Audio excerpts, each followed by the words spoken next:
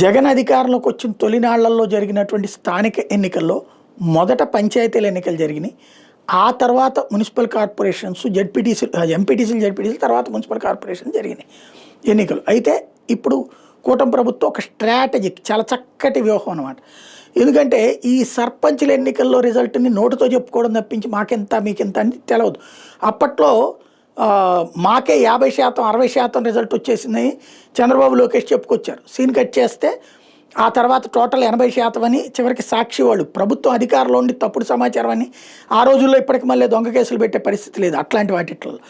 దాని తర్వాతన వాళ్ళు డీటెయిల్డ్గా ఏ జిల్లా, ఆ జిల్లాలో ఉన్న పంచాయతీలు ఏంటి, ఆ పంచాయతీలో ఉన్నటువంటి వైసీపీ అభ్యర్థి ఎవరు అనేది, గెలిచిన వాళ్ళు ఎవరు అనేది డీటెయిల్డ్గా రాసుకొచ్చారు. టీడీపీ వాళ్ళు ఎవరు, వైసీపీ. అప్పటికి జనానికి అర్థమైంది, ఓకే ఇది 80% గెలిచింది అన్నటువంటి.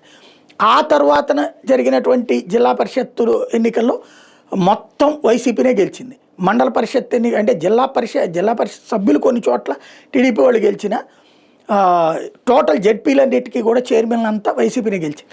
మండల పరిషత్తులు వచ్చేటప్పటికి 80% గెలిచింది, 20% వీళ్ళు పోటీలు పడి సాధించగలిగారు. అప్పటికి ఎన్నికలు బాయ్కాట్ చేసింది టీడీపీ. అయినా సరే అక్కడ ఆ సింబల్తో పోటీ చేసి జనసేనను టీడీపీ ఇంటర్నల్గా అండర్స్టాండింగ్తో పనిచేసి 20% గెలుచుకోగలిగారు. కార్పొరేషన్ల దగ్గరకు వచ్చేటప్పటికి మళ్ళీ కార్పొరేషన్లన్నీ వైసీపీనే గెలిచింది. మున్సిపాలిటీలు ఒక 5 టీడీపీ గెలిస్తే మిగతా అన్నీ వైసీపీనే గెలిచింది. ఇప్పుడు 123 మున్సిపాలిటీలు ఎన్నికలు జరగాల్సి ఉంటే 23 మంది కోర్టుకు వెళ్ళారు. ఇప్పుడు ఆటిట్లో కూడా ఎన్నికలు జరపాలా లేదా అన్నటువంటిది ఇప్పుడు రాష్ట్ర ప్రభుత్వాన్ని మున్సిపల్ శాఖ అడుగుతోంది. నెంబర్ 1. రెండోది, ఫస్ట్ దశలో మున్సిపాలిటీలు, కార్పొరేషన్ ఎన్నికలు జరిగితే గ్యారంటీ కూటమే గెలవచ్చు. అప్పుడు ఎలా అయితే కార్పొరేషన్లు అన్నీ గెలిచారో, మున్సిపాలిటీలో ఒక 5 తప్ప అన్ని గెలిచారో, వీళ్ళకి ఇప్పుడు రిజల్ట్ రివర్స్ అవ్వచ్చు. అప్పుడు దాన్ని చూపెట్టి రేపు పంచాయతీల దగ్గరికి వెళ్తాయి. ఎందుకంటే గ్రామీణ ప్రాంతాలు ఈ కరువు కారణంగా కాస్త నెగిటివిటీ ఉంటుంది.